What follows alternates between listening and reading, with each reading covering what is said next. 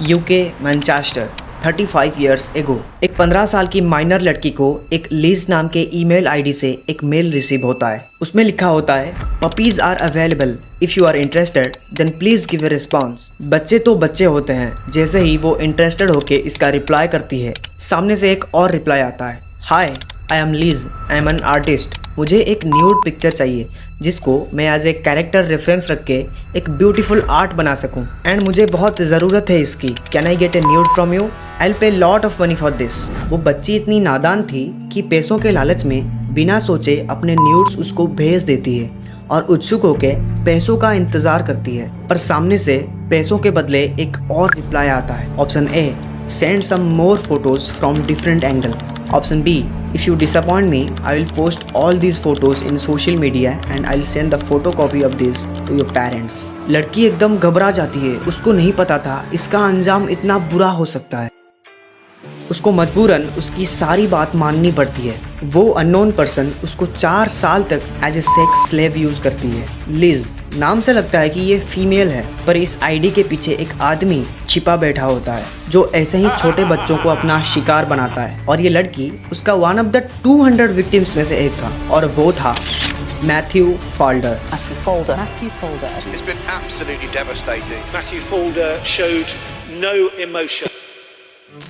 35 year Matthew Falder एक बहुत ही intelligent लड़का जो यूके कैम्ब्रिज यूनिवर्सिटी ग्रेजुएटेड था। उसने फिजिक्स जैसे सब्जेक्ट में PhD कर रखी थी। मैथ्यू कॉलेज में काफी फ्रेंडली था। उसके कई दोस्त भी थे and he also had a girlfriend. दुनिया के सामने वो काफी चिल पर्सनालिटी वाला इंसान था, पर असलियत में वो दो जिंदगियां जी रहा था। एक था ऑफलाइन जिंदगी और दूसरी इंटरनेट की डार्क वेब वाली जिंदगी। दुनिया के सामने वो खुद को काफ़ी अच्छा शो कराता था, पर इंटरनेट की दुनिया में वो अपनी डार्क फैंटेसीज में खोया रहता था। उसके कुछ बहुत ही बुरे फैंटेसीज थे। वो पब्लिक, मॉल, इवन अपने कॉलेज के वॉशरूम्स में कैमराज इंस्टॉल कर लेता था। फिर वो वीडियो यूज़ करके लोगों को ब्लैकमेल किया करता था एंड अपनी मनचाही अमाउंट डिमांड करता था। सिर्फ यही नहीं, वो कई वेबसाइट्स में अपना एड रन करता था, I need a baby seater. लोगों को फंसाने की स्किल में वो माहिर था। जैसे ही कोई रिस्पॉन्स मिलता, मैथ्यू बातों बातों में ही उससे अपने न्यूड्स निकलवा लेता था। इसके बाद उसको एज विश पैसों के लिए, सेक्स के लिए यूज़ करता था। मैथ्यू इतने हद तक गिरा हुआ था, जो मैं अभी बोलने वाला हूँ वो सुन के आपको बहुत ही घिन आ सकती है। उसने एक विक्टिम को पब्लिक टॉयलेट शीट तक चाटने को फोर्स किया था एंड एक लड़की को उसके यूज्ड टैम्पॉन खाने को फोर्स किया था, और वो ये सब शूट करता था, जो सुनने में ही बहुत घिनौनी लगती है। मैथ्यू किस लेवल का साइकोपैथ था आप अंदाजा लगा सकते हो। डार्क वेब में एक ऐसी साइट है जो ऐसे ही पागलों से भरा पड़ा है।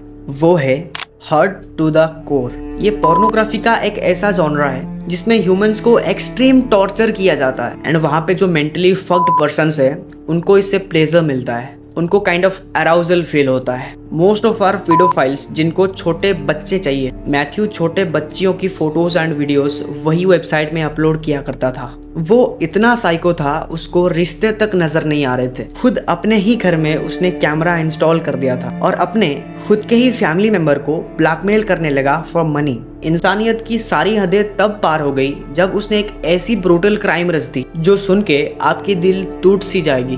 मैथ्यू का एक मेल विक्टिम था जो रशिया से था। उसको तो वो सेक्सुअली टॉर्चर नहीं कर सकता था, बट उसकी एक छोटी सी बच्ची थी जो सिर्फ 1.5 ईयर की थी। This is very heart breaking, you can't imagine. उस दरिंदे ने एक पिता को अपने न्यू बॉर्न बेबी के साथ दरिंदगी करने को फोर्स किया था ताकि वो उसको शूट कर सके एंड डार्क वेब में अपलोड कर सके। ये इंसान इतना गिरा हुआ था कि इसमें कोई इमोशन ही नहीं थे।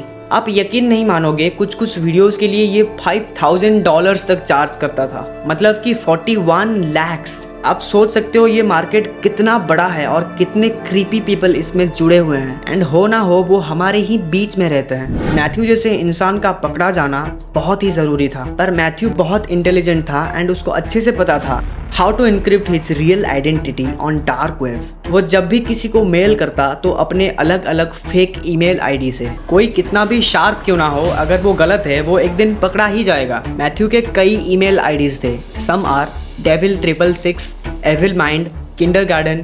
In 2015, Matthew was blackmailing one of his victim and उसने डेविल 666 आईडी के ओनर पे कंप्लेंट कर दिया। पुलिस किसी तरह इस आईडी को ट्रैक कर लेती है और उनको पता चल जाता है इस आईडी का ओनर कौन है। एंड फाइनली एक दिन पुलिस उसके अपार्टमेंट में घुस जाती है।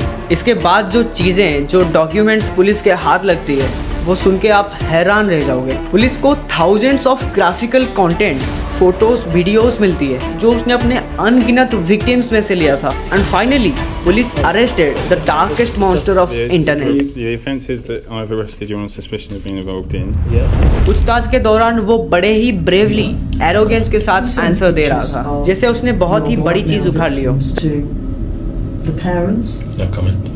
द मेन थिंग इज, ऐसे पेडोफाइल्स को कोई रियलाइजेशन, कोई गिल्ट फील नहीं होती, बल्कि उनको ये काइंड ऑफ अचीवमेंट टाइप लगता है, जैसे उसने बहुत बड़ी चीज अचीव कर ली हो। एंड ऐसे लोगों को डेफिनेटली जेल मिलना चाहिए। मैथ्यू को इसके बाद 32 ईयर की प्रिजन टाइम मिलती है और ये दरिंदा अभी जेल में सड़ रहा है। उसको सड़ने दो, आप अलर्ट रहे एंड ऐसी चीजों से दूर ही रहे। Stay safe and subscribe to सीनूवर्स।